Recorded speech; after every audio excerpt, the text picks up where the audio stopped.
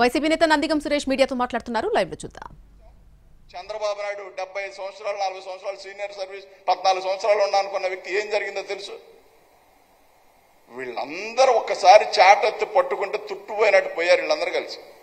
అలాంటి వాళ్ళు వీరందరూ కలిసి జగన్మోహన్ రెడ్డి గారిని ఓడిస్తాము, అది చేస్తాము, ఇది చేస్తామంటే చూస్తామంటామా? చూస్తాముండు. ముందు ఎమ్మెల్యేగా గెలు, తర్వాత ఏడుద్దు కానీ ఇదంతా కూడా.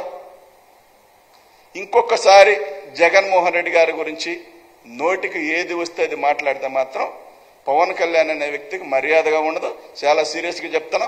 నువ్వు మాట్లాడిన వాటిలో మేం మాట్లాడితే చాలా మాట్లాడాల్సి వచ్చింది. నువ్వుకంతా సిగ్గు ఆత్మాభిమానం ఉంటే మీ అమ్మగారిని కించపరిచి మాట్లాడిన చంద్రబాబు నాయుడిని, ఏబిఎన్ రాధాకృష్ణని నీ పక్కన స్టేజీ మీద ఉన్నాడు నన్ను చంద్రబాబు నాయుడు వెళ్ళి ఎగ్గురొక్క తనుదాను మా అమ్మనప్పుడు గతంలో గిట్ట మాట్లాడారు కదా అని. జగన్మోహన్ రెడ్డి గారు ఏమనుకున్నానో ఏదో అన్నారని చెప్పి క్రియేట్ చేసుకుంటా ఉన్నావు కదా. నీకు ఆత్మాభిమానం ఉంటే సిగ్గు శరం అనిపిస్తే అక్కడ చంద్రబాబు నాయుడు ఉండి హైదరాబాద్లో ఏబిఎన్ రాధాకృష్ణ ఉన్నారు. మీ కుటుంబ పరువు తీసింది వాళ్ళని ఎగ్గురుతాను. ఇంకొకసారి పిచ్చి ప్రలాపనలు పోతే మాత్రం మర్యాదగా ఉండదు. చూస్తా ఉడుకో.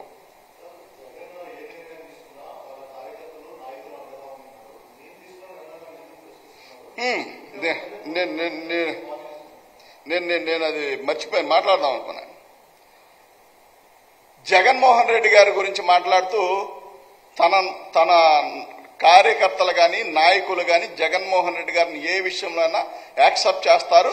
జగన్మోహన్ రెడ్డి గారు ఏది చెప్తే అది కరెక్ట్ అని చెప్పి వాళ్ళు మాట్లాడుతూ ఉన్నారు. కానీ నేను ఏది చేసినా నా కార్యకర్తలు నా నాయకులు తప్పని చెప్తా ఉన్నారంటే ఇక నువ్వు గమనించుకోవాల్సింది ఏంటంటే నువ్వు ఏ స్థితిలో ఉన్నావు, ప్రజల్ని ఏ రకంగా మభ్యపెట్టాలనుకున్నావు, నీ కార్యకర్తలను ఏ రకంగా మోసం చేశావు, అదే విధంగా నాయకుల చేత